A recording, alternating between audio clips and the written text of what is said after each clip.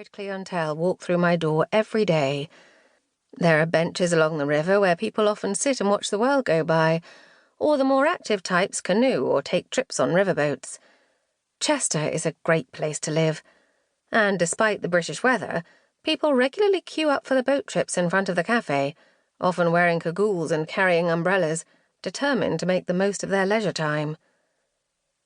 I lock the door and head home, back to the 2-bedroomed apartment I bought with the money my lovely grandmother left me and now share with Jamie. There's a tiny balcony at the flat, but what we'd really like is a house with a bit of a garden, so we're currently spending every spare second scouring estate agents' websites for something we might be able to afford together. But it would appear properties are being snapped up pretty quickly around here, and the ones that do come up in the location we want are way out of our price range. I'm content living in Chester. I really am. But every now and then I find myself thinking back to our recent holiday to Crete and wishing I was back there.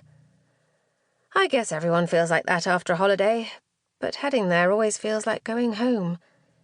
If I close my eyes, I can recall the heat on my skin and almost taste the delicious food. The smells of the almond trees, the cool sea breezes ruffling my hair as I walk along the beach. Just lately, I've felt like every day here is the same. Work, home, weekends dining in the city centre with friends, babysitting for my nephew. I have a nice life, and I don't want to appear ungrateful, but the truth is I'm craving a complete change. I've been feeling like this for months.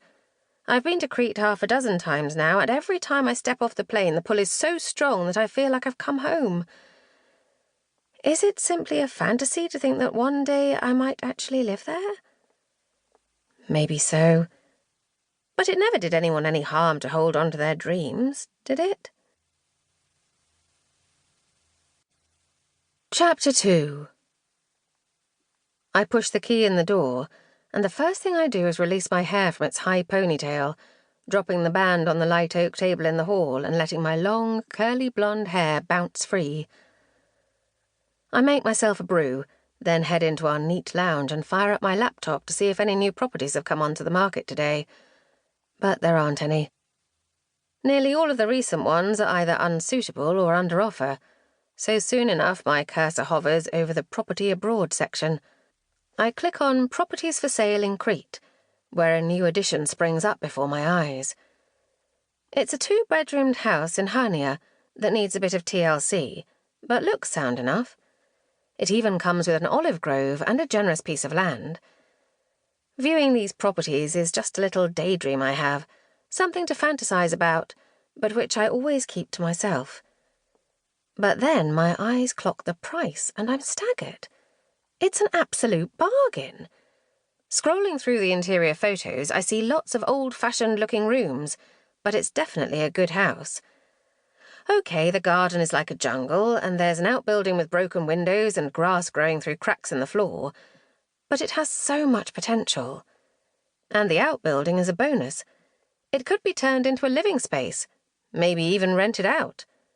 I realise I'm getting a bit carried away, but I'm still lost in my daydream when I hear the sound of Jamie's key in the front door. "Hi, babe. Did you have a good day?" He plants a kiss on my cheek. "I did, thanks. Busy. I'm exhausted. How about you?" I look into the lovely dark brown eyes of my fiancé.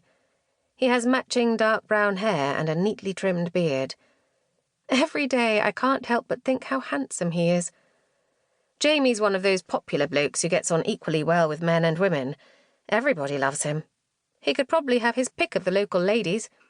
Then again, he once told me I could have had my pick of anyone too, and had I never noticed how blokes stared when I walked into a room, which I highly doubt, by the way, so I guess we are lucky to have found each other.